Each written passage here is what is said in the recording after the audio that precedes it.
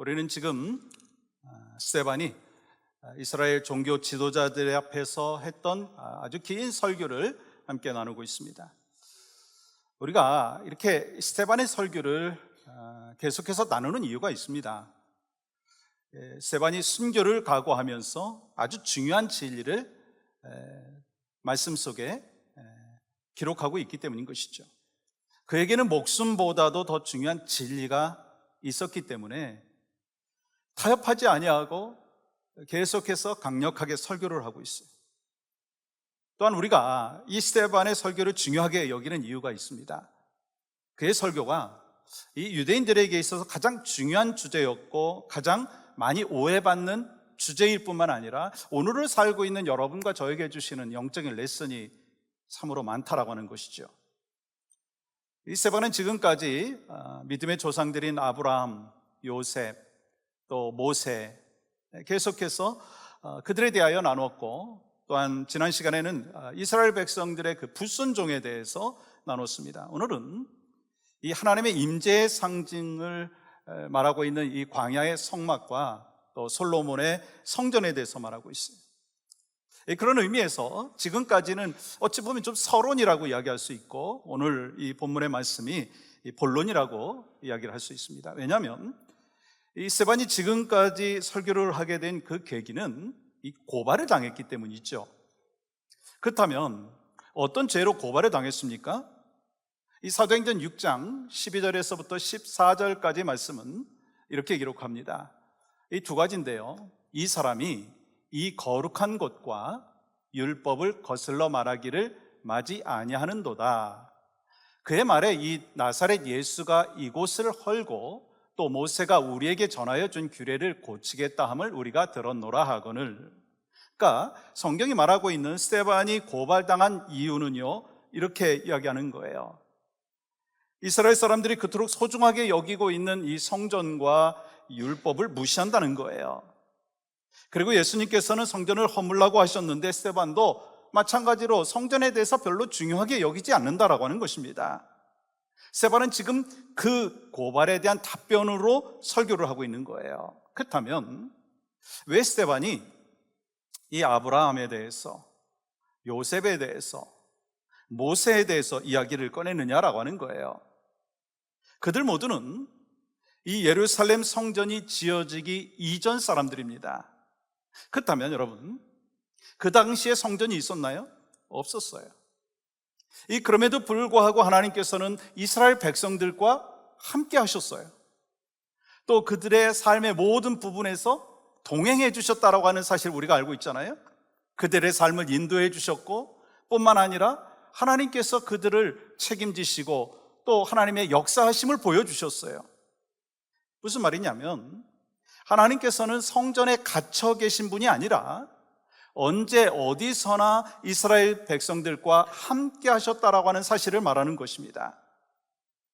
하나님께서는 이 메소포타미아에서 아브라함과 함께 하셨고, 또 애굽에서 감옥 생활하던 그 요셉과도 함께 하셨고, 미디안 광야에서 나그네 신세의 그 모세에게도 함께 하셨고, 이스라엘 백성들이 출애굽하는 과정 가운데, 홍해를 지나는 과정 가운데, 또한 광야에서 있을 때 언제나 그들과 함께 하셨어요. 그 사실을 알고 있는 스데반은요, 아마 오늘 본문에는 기록하고 있지 아니하지만 이렇게 계속해서 설교하고 싶었을 거예요. 여러분, 다니엘 보십시오. 다니엘이 성전이 없는 바벨론에서도 하나님이 함께하여 주시지 않았습니까? 여러분, 에스더를 보십시오. 페르시아 궁전에서 하나님이 그와 함께 해주셨다라고 하는 거 알지 않습니까? 근데 왜 하나님을 예루살렘 성전에만 가두고 있는 것입니까? 그렇게 설교를 하고 질문을 하고 싶었을 거예요. 그러므로 스데반이 전하고 싶은 것은 하나님께서는 성전에만 머물러 계신 것이 아니라고 하는 거예요. 그러니 하나님이 계신 곳을 리미시키지 말라, 제한시키지 말라는 거예요. 그러나 그 당시 유대인들은 하나님께서는 오직 이스라엘 성전 안에만 머물러 계신 분이라고 믿었고, 이방 나라에는 하나님이 계시지 않는다라고 생각을 하고 있었습니다. 그래서 그들은 성전 자체를 우상화하면서 섬겼어요. 그런 상황 속에서 스데반이 하나님께서는 인간이 만든 성전 안에만 계신 분이 아니라고 말했기 때문에 그를 신성 모독죄로 고발을 하고 체포한 거예요. 그러나 스데반은요, 구약의 율법과 성전의 의미에 대해서 계속해서 차분하게 설교를 이어가고 있거든요. 그것이 바로 오늘 44절부터 내용입니다. 44절은 이렇게 기록을 하고 있습니다. 광야에서 우리 조상들에게 증거의 장막이 있었으니 이것은 모세에게 말씀하신 이가 명하사 그가 본 그 양식대로 만들게 하신 것이라. 하나님께서 이스라엘 백성들이 광야를 지나갈 때 그들과 함께 하신다는 의미의 장막을 만들게 하셨고, 모세는 또 말씀대로 설계도대로 만들었어요. 그리고 45절에 보면 이 장막의 특징을 말하고 있는데요, 45절 보십시오. 이렇게 기록합니다. 여호수아와 함께 가지고 들어가서 다윗까지 이르니라. 여러분, 장막의 특징이 뭐죠? 가지고 들어가서 이동식이었다는 거예요. 무버블, 포로블이었다고 하는 거예요. 그렇기 때문에 이스라엘 백성들이 광야를 움직일 때 성막도 함께 움직였습니다. 다시 말씀드리면 이스라엘 백성들이 이동을 하면 하나님의 임재의 상징이었던 성막도 함께 이동했기 때문에 성막은 이스라엘 백성들과 항상 함께 했다고 하는 거예요. 여러분, 더 중요한 사실은 진을 칠 때도요, 다음과 같이 치라고 하셨어요. 민수기 2장 1절과 2절 말씀 보시면 이렇게 기록합니다. 여호와께서 모세와 아론에게 말씀하여 이르시되 이스라엘 자손들은 각각 자기의 진영의 군기와 자기의 조상의 가문의 기호 곁에 진을 치되 회막을 향하여 사방으로 치라. 실제로 3절부터 말씀을 보시면 세 지파씩 네 방향의 진을 치라고 하고 그 중심에 성막이 있었어요. 사진을 한번 보실까요? 하나님께서는 이스라엘 백성 중심에 거하기를 원하신다라고 하는 거예요. 그래서 이스라엘의 12지파 모두는요, 그들의 삶의 중앙에 있는 하나님의 임재를 상징하는 성막을 바라보면서 광야를 지나갔다는 거예요. 그리고 중요한 것은 하나님의 임재를 상징하는 성막은 이스라엘 백성들의 예배의 중심이었고 신앙생활의 중심이었습니다. 또한 그것이 하나님께서 출애굽을 시키신 목적이에요. 여러분, 성경은 그 출애굽의 목적에 대해서 말씀을 하는데 출애굽기 29장 45절과 46절입니다. 내가 이스라엘 자손 중에 거하여 하나님 여호와로서 그들 중에 거하려고. 여러분, 출애굽의 목적이 뭐냐면 이스라엘 백성들을 노예 생활에서 해방시키는 것만이 아니라 하나님께서 그들 중에 거하고 싶으셨다는 거예요. 그들과 함께 하기를 원하셨고 그들의 삶의 중심에 거하고 싶으셨다는 거예요. 그래서 이스라엘 백성들이 어디를 가든지 그들이 가는 곳의 중심에 뭐가 있었어요? 하나님의 임재의 상징이었던 성막이 있었어요. 예를 들어 이런 거죠. 하나님께서는 우리가 한국에 살든 미국의 이민자로 살든 가든그룹에 살든 플로튼에 살든 사이프레스에 살든 실비치에 살든 우리 삶의 중심에 거하기를 원하시고 함께하기를 원하신다는 사실입니다. 그러면 성막이 언제까지 있었나요? 스데반의 설교에 의하면 다윗 시대까지 있었다고 말하고 있어요. 그러면서 다윗이 성전 건축의 꿈을 갖고 있었다고 말하는데 46절 말씀이죠. 다윗이 하나님의 처소를 준비하게 하여 달라고 하더니, 그런데 하나님께서 다윗에게 뭐라고 말씀하십니까? 다윗은 하나님의 처소를 좀 준비할 수 있도록 허락하여 주시옵소서. 근데 하나님께서는요, 너는 너무 많은 피를 흘렸기 때문에 내 집을 지을 수 없어, 그렇게 말씀하셨잖아요. 그런데 다윗의 아들 솔로몬에 의하여 이 성전이 건축되어졌습니다. 이 솔로몬 성전의 그 사진을 한번 보시게 될 터인데, 여러분 참 멋지죠? 근데요, 솔로몬 성전이 가진 결정적인 문제가 있었습니다. 여러분, 이 광야에 있었던 그 성막의 특징이 뭐라고 했죠? 움직일 수 있는 이동할 수 있는 무버블, 포러블이었습니다. 그래서 이스라엘 백성들이 어디를 가든지 그들 중심에 하나님의 임재의 상징인 성막이 있었다라고 하는 거예요. 그런데 이제는 이 성전이 특정한 장소에 고정돼 버렸어요. 그럼 여러분 어떤 변화가 있게 됩니까? 전에는 하나님께서 이스라엘 백성들의 중심에 계셨는데 이제는 성전 안에만 머물러 계신다라고 착각을 하게 되었다라고 하는 거예요. 예를 들어서 이런 거죠. 여러분의 자녀가 여러분에게 질문합니다. 엄마, 아빠, 하나님이 어디 계셔? 그럼 여러분 뭐라고 대답하시겠어요? 아마 이렇게 대답할 거예요. 하나님은 우리 중심에 계셔. 하나님은 우리와 함께 계셔. 아멘이시죠? 마찬가지로 이스라엘 백성들이 광야 생활을 할 때 하나님께서 우리와 함께 계신다라고 하는 하나님의 인재의 상징인 성막을 중심으로 삶을 살았기 때문에 하나님이 함께 하신다라고 하는 것을 늘 신앙의 고백으로 갖고 있었습니다. 누구나 하나님께서 우리들 가운데 계시다라고 고백을 했습니다. 그런데 이제 성전이 지어졌어요. 이제 부모가 아이들한테 묻는 거예요. 얘들아, 하나님은 어디 계시니? 그러면 아이들은 이렇게 대답할 겁니다. 예루살렘 성전을 가리키면서 하나님 저기 계세요. 여러분 큰 차이가 뭔지 아시겠습니까? 우리는 하나님이 늘 함께 계신다라고 하는 것에 대하여 참 감사하고 귀하고 좋다라고 생각을 해요. 그러면서 한 가지 또 어떤 마음이 듭니까? 부담돼요. 왜냐하면 내가 어디를 가든지 무엇을 하든지 하나님이 나를 지켜보시고 계시다라고 하는 것을 알기 때문인 것이죠. 예를 들어서 이런 거죠. 요즘에 CCTV가 많죠. 뭐 거리에도 또 집에도 CCTV가 있잖아요. 그러면 이 CCTV를 통해서 우리는 두 가지 마음이 있어요. 뭐냐면 하나는 내가 집안의 상황을 먼 데서도 볼 수 있고 또 거리의 상황도 볼 수 있다. 뭐 좋은 부분이 있죠. 안전하게 내가 마음을 가져도 되겠구나 라고 하는 생각이에요. 그런데 이 CCTV가 있음으로 인하여서 누군가가 나를 지켜볼 수 있다라고 하는 건 부담입니다. 그러니까 하나님이 함께 계신다라고 하는 것이 참 귀하고 감사할 뿐만 아니라 부담이 되는 것이 이스라엘 백성들의 마음 가운데 있었습니다. 여러분 마찬가지 아닙니까?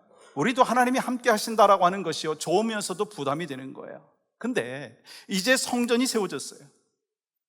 그러니 이제는요 성전에 가야만이 하나님을 만날 수 있다고 생각한 거예요. 그렇기 때문에 시간과 장소를 구분해서 하나님 앞에 거룩한 예배를 드렸습니다. 또 예배를 드리고 나면 마음에 어떤 것이 찾아오죠? 위안이 찾아와요. 평안한 마음이 있습니다. 근데 문제가 뭐냐면 살아가면서 하나님을 의식하지 않는다는 거예요. 성전 안에서는 하나님을 의식하면서 예배하고 하나님이 나와 함께 하신다라고 하는 걸 확신하지만 성전 밖에 나가면 그냥 하나님을 의식하지 않는다는 거예요. 하나님께서는 그것이 너무나 안타까우셨다는 거예요. 그래서 솔로몬이 성전을 지으려고 할 때 하나님께서 이렇게 말씀하셨다고 스데반이 설교를 하는데요, 이 사도행전 7장 48절부터 50절까지 말씀인데 제가 48절 전반부만 읽겠습니다. 지극히 높으신 이는 손으로 지은 곳에 계시지 아니하시나니. 여러분 하나님께서는 장소에 갇혀 계신 분이 아니라고 하는 거예요. 그 사실을 여러분 솔로몬도 알았거든요. 그래서 솔로몬이요 성전을 건축을 하면서 성전 건축은 제가 아침 저녁으로 번제를 드리기 위함입니다 라고 이야기했던 것이 있어요. 근데 안타까운 것은 이스라엘 백성들은 언제 어디든지 하나님이 계시는 것이 아니라 하나님을 그 성전 안에 가두어 버리는 어처구니 없는 일을 저지르고 말았다라고 하는 거예요. 물론 여러분 아시잖아요. 실제로 예루살렘에 하나님께서 갇혀 계신 분이라고 하는 말이 아니라 이스라엘 백성들이 그렇게 착각하기 시작했다라고 하는 거예요. 그래서 그들은 하나님께서 성전 안에만 머물러 계신 분이라고 하는 것으로 생각했기 때문에 가정에서 일터에서 삶의 현장에서 함께 하시는 하나님을 경험하지 못했다라고 하는 거예요. 그래서 그들은 일상생활에서 하나님이 없는 삶을 살았고 하나님은 단지 절기 때 만나는 분이다, 종교 행위를 할 때 만나는 분이라고 하는 착각을 하고 있었다고 하는 것입니다. 솔직히 이스라엘 백성들의 입장에서는요, 말씀드린 대로 더 좋을 수도 있어요. 그렇잖아요. 왜냐하면 하나님이 중심에 계신 것이 좋으면서도 감사하면서도 부담이 되었기 때문에. 근데 이제 하나님께서 성전에 계신 분이 되었습니다. 그렇기 때문에 성전에 나와서는 하나님을 의식하면서 거룩한 예배를 드리지만 성전 밖으로 나오면 하나님을 잊고 살아가는 거예요. 여러분, 오늘날로 말하면 예배를 드리고 나면 그 다음에 뭐 죄 짓든 뭐 이 세상 속에 살던 뭐 상관없다 그렇게 생각하는, 그렇게 착각하는 사람들이 있지 않냐라고 하는 것입니다. 우리 하나님은요, 성전 안에만 가둘 수 있는 분이 아니라는 거예요. 언제나 어디든지 존재하는 분이 하나님이시라고 하는 거예요. 아멘이신가요? 어떤 부부가 주일 아침에 크게 싸웠어요. 아마 오늘 오신 분 가운데도 혹시 그런 분이 계실 수도 있어요. 근데 주일이기 때문에 어떻게 합니까? 할 수 없이 잘 타협하고 협상하고 교회 갔다 와서 싸우자고. 그렇게 하고 교회 왔어요. 뭐 교회 와서 뭐 내색을 할 수 있습니까? 뭐 체면이 있지. 그래도 내가 행복해 보이는 그런 부부인데, 그래서 뭐 성도들하고 인사도 잘 하시고, 또 봉사할 거 다 봉사하시고, 뭐 설교를 들으면서 아멘도 하시고, 그리고 이제 예배 다 은혜롭게 마치고 집으로 돌아가서 다시 싸우기 시작하는 거예요. 혹시 여러분 가운데 그런 분이 계시지 않습니까? 이런 사람이 있다면 하나님을 성전 삼아 성전 안에 가두는 사람이라는 거예요. 왜냐하면 우리 하나님은요, 주일에만 계시는 분이 아니고 교회에만 머물러 계신 분이 아니라고 하는 거예요. 우리 하나님은 주일에도 계실 뿐만 아니라 월요일에도 계시고요, 토요일에도 계시고요, 자동차 안에도 계시고, 식당에도 계시고, 마켓에도 계시고, 우리 하나님께서는 항상 우리와 함께 하시는 하나님이신 줄 믿습니다. 그런데 어떤 분들은 이 이스라엘 백성들과 같이 하나님을 교회에 가야만 만날 수 있는 분이라고 생각을 한다는 거예요. 그래서 예를 들어 이런 모습이 나옵니다. 교회에 나와서 예배를 드립니다. 회개합니다. 결단합니다. 그리고 떠날 때 이렇게 얘기합니다. 하나님, 다음 주에 뵙겠습니다. 다음 주까지 안녕히 계세요. 다음 주에 제가 꼭 다시 만나러 오겠습니다. 하나님, 바이. 하나님을 교회에 가두어 놓고 하나님을 일주일에 한 번 만나는 분으로 착각하며 산다라고 하는 거예요. 하나님을 마음의 중심에 모시고 살아가는 것이 아니라 그냥 뭐 변두리에 모시고 그냥 구석에 모시고 살아간다는 거예요. 그렇다면 하나님께서 그걸 좋아하시겠습니까? 아니죠. 그래서 솔로몬 성전만 무너뜨린 것이 아니라 헤롯에 의해서 46년 만에 완공된 그 성전이 AD 70년에 로마 제국에 의해서 멸망을 했어요. 무너지게 되었습니다. 그때 이스라엘 백성들은요, 통곡의 벽에서 울며 불며 난리가 났었습니다. 그러나 하나님께서는 그 성전을 무너지게 하신 거예요. 그리고 하나님께서는 완전히 다른 새로운 성전을 세워주셨어요. 이제부터가 진짜예요. 이제부터가 중요해요. 여러분, 그 새로운 성전에 대해서 사도 바울은 말하고 있습니다. 고린도전서 3장 16절 볼까요? 이렇게 기록합니다. 같이 한번 읽겠습니다. 시작. 너희가 하나님의 성전인 것과 하나님의 성령이 너희 안에 계시는 것을 알지 못하느냐. 하나님께서는 눈에 보이는 성전을 무너뜨리시고 새로운 성전을 지으셨는데 우리가 성전이라고 말씀하시는 거예요. 그리고 고린도 후서 6장 16절 말씀 보시면 이렇게 말씀합니다. 우리는 살아계신 하나님의 성전이라. 하나님께서 이스라엘 백성들을 출애굽시키시고 장막 가운데 계시면서 그들의 삶의 중심에 있기를 원하셨습니다. 그런데 이스라엘 백성들은 성전을 지어놓고 하나님을 그 안에 밀어 넣은 거예요. 그러면서 특정한 시간과 특정한 장소에 계시는 분으로 생각하게 되었습니다. 하나님께서 그걸 싫으셔서 성전을 없애시고 성전을 새롭게 지으셨어요. 그러니까 이제는 성전에 가야 하나님을 만나는 것이 아니라 하나님께서 내 안에 들어와 계시다라고 하는 거예요. 여러분, 아멘이신가요? 그래서 우리는 이렇게 말할 수 있습니다. I am the church. You are the church. We are the church together. 저를 한번 따라해 보겠습니다. 나는 교회입니다. 당신이 교회입니다. 우리는 함께 교회입니다. 근데 놀라운 사실이 있어요. 모든 건축물이 그랬듯이 여러분, 이 성전은, 교회는 하루아침에 지어지는 것이 아니라는 거예요. 에베소서 2장 20절에서 22절까지 말씀 보시면 이렇게 기록합니다. 너희는 사도들과 선지자들의 터 위에 세우심을 입은 자라. 그리스도 예수께서 친히 모퉁이들이 되셨느니라. 그의 안에서 건물마다 서로 연결하여 주 안에서 성전이 되어가고, 너희도 성령 안에서 하나님이 거하실 처소가 되기 위하여 그리스도 예수 안에서 함께 지어져 가느니라. 여기서 중요한 단어가 뭐예요? 지어져 가는 거예요. 우리가 교회인데 사도들과 선지자들의 터 위에 지어져 가는 것입니다. 다시 말하면 교회는 인간의 생각이나 노력 위에 세워지는 것이 아니라 하나님께서 보내신 사도들과 선지자들이 전한 하나님의 말씀 위에 세워져 간다라고 하는 거예요. 그리고 중요한 것은 모퉁이돌이신 예수 그리스도가 중심이 되어야 된다는 거예요. 또 중요한 게 뭐죠? 서로 연결되어 있다는 거예요. 그러므로 우리가 알아야 되는 것은요, 신앙생활이요, 혼자 하는 게 아니에요. 신앙생활을 함께 연결 지어져 있고 서로 함께 세워져 가는 것이라고 하는 거예요. 그렇기 때문에 중요한 표현이 무엇입니까? 주 안에서 성전이 되어 간다는 거예요. 그렇기 때문에 우리는 이렇게 얘기할 수 있습니다. 공사 중이에요. 자, 한번 따라해 보시겠어요? 우리 모두는 공사 중입니다. 완공된 분이 많이 계신 것 같아요. 다시 한번 따라하겠습니다. 우리는 공사 중입니다. 그러면 우리가 공사 중인데 목표가 뭐냐는 거예요. 여러분 22절 말씀 보시면 이렇게 기록합니다.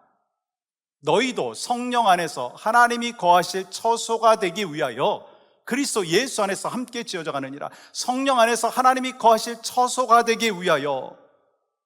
완공의 목표는 뭐냐면 하나님이 거하실 처소가 되는 것이 완공의 목표라고 하는 거예요. 여러분, 출애굽기는요, 광야에서 장막이 지어지고 나서 하나님의 영광이 임하는 것으로 끝나는 것이죠. 그리고 솔로몬 성전이 완공되고 하나님의 영광이 임재하는 것으로 끝납니다. 마찬가지예요. 우리도 하나님이 거하실 영광스러운 처소로 준비되어지는 것이 우리 신앙생활의 목표가 되는 것입니다. 사랑하는 여러분, 우린 누굽니까? 성전이에요. 근데요, 완공된 성전이 아니라 지어져 가는 거예요. 공사 중인 거예요. 우린 이런 말을 합니다. 왜 저 사람 예수 믿는데 인격이 저 정도밖에 안 되는 거야? 그럼 우리가 뭐라고 얘기할 수 있습니까? 공사 중이니까. 10년, 20년 신앙생활 했는데, 아니 직분이 목사가 되고 장로가 되고 권사가 되고 집사가 됐는데 왜 저 정도야? 뭐라고 대답하죠? 공사 중이니까. 여러분, 평소에 신앙이 참 좋고 예수님 잘 믿는 사람인데도 인생에 비바람이 오면 그냥 그 신앙이 어디 갔는지 찾아보기 힘든 분들이 있어요. 왜 그럴까요? 지붕이 없어서 그래요. 그러니까 비바람을 다 맞아버리는 거예요. 공사 중인데 지붕을 다 못 만들었기 때문에 그냥 비바람만 오면 헤매는 거예요. 어떤 분은요, 참 답답해요. 정말 답답해요. 왜 그런 줄 아세요? 창문이 없어서 그래요. 창문이 없어서.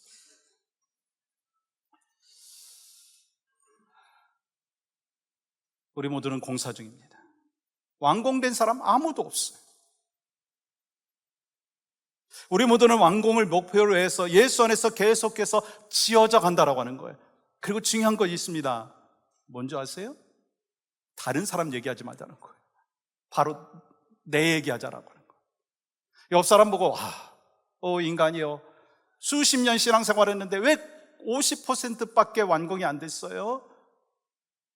저분은 왜 30%밖에 안 됐어요?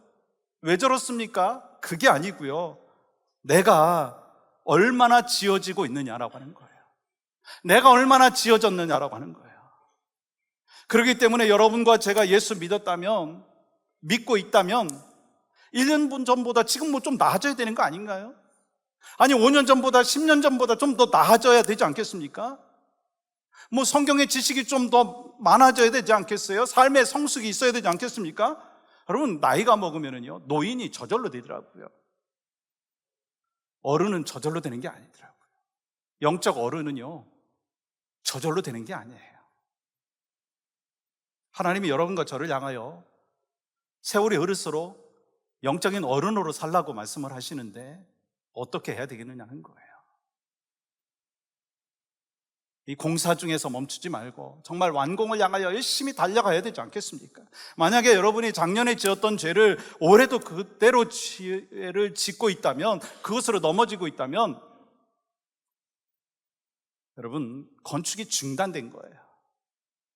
그렇지만 여러분이 작년에는 그 죄로 넘어갔지만 이제는 그 죄에서 정말 승리했다면 이제 여러분은 신앙의 성숙을 이룬 거예요. 여러분, 종종 길을 가다가 보면 건물이 막 이렇게 짓다가 스탑된 건물들이 있잖아요. 뭐 돈이 없든지 뭐 뱅크럽시를 했든지 그래갖고 중단된 그 건물들을 보면 우리 뭐라고 얘기합니까? 아, 참 흉물이구나, 그런 이야기를 하지 않습니까? 여러분, 우리도 그럴 수 있다는 거예요. 여러분과 제가 정말 공사 중인데 공사가 중단됐다면 흉물스러운 성도가 될 수 있다고 하는 거예요. 그래서 우리가 어떻게 지어져 가야 되느냐? 여러분, 중요한 부분이 있습니다. 말씀을 통해서 지어져 가야 되는 거예요. 기도를 통해서 지어져 가야 되는 것이고, 찬양을 통해서 지어져 가야 되는 것이고, 예배를 통해서 지어져 가야 됩니다. 그러면서 내 안에 겸손이 생기고 인내도 생기고 더욱더 하나님이 거하시기에 합당한 그 성전이 되어 가야 된다라고 하는 거예요. 이 모든 것을 통해서 성전된 우리가, 교회된 우리가 계속해서 지어져 가야 되는 줄 믿습니다. 말씀을 정리하려고 합니다. 하나님께서는 우리의 삶 가운데 있기를 원하시죠. 광야 장막이 보여주는 것이 바로 그거예요. 우리 삶의 중심에 거하기를 원하십니다. 그런데 이스라엘 백성들이요, 아주 화려한 성전을 지어놓고 하나님을 그곳에 가두어 버렸습니다. 주님은 그것을 원치 않는다는 거예요. 오늘날로 말하면 무엇입니까? 우리가 하나님의 성전인데 하나님이 거하시는 곳은 마치 교회당 안에만 있는 것으로, 교회 울타리 안에만 있는 것으로 생각을 하고 착각을 한다는 거예요. 하나님은 언제나 어디나 함께하고 계시고 늘 우리를 지켜보고 계시고 우리에게 가장 선한 길로 인도해 주시고 복에 복을 더해 주시기를 원하시는데, 우리는 그것을 제대로 깨닫지 못하고 성전 안에만 머물러 계신 분이라고 착각을 하면서 내 마음대로 생각하고 내 마음대로 행동하고 내 마음대로 좌절하고 넘어진다는 거예요. 사랑하는 여러분, 주님은 우리를 향하여 뭐라고 말씀하셨나요? 움직이는 교회라고 말씀하시는 거예요. 움직이는 교회. 하나님께서 우리가 어디를 가든지 함께 하시기에 여러분과 제가 교회예요. 저를 한번 따라해 보시겠어요? 내가 교회입니다. 당신이 교회입니다. 우리가 교회입니다. 그리고 우리가 있는 곳에 주님이 함께 하시고, 그래서 우리는 언제 어디서나 교회로서, 성전으로서 하나님 앞에 기쁨과 영광이 될 수 있기를 간절히 소망합니다.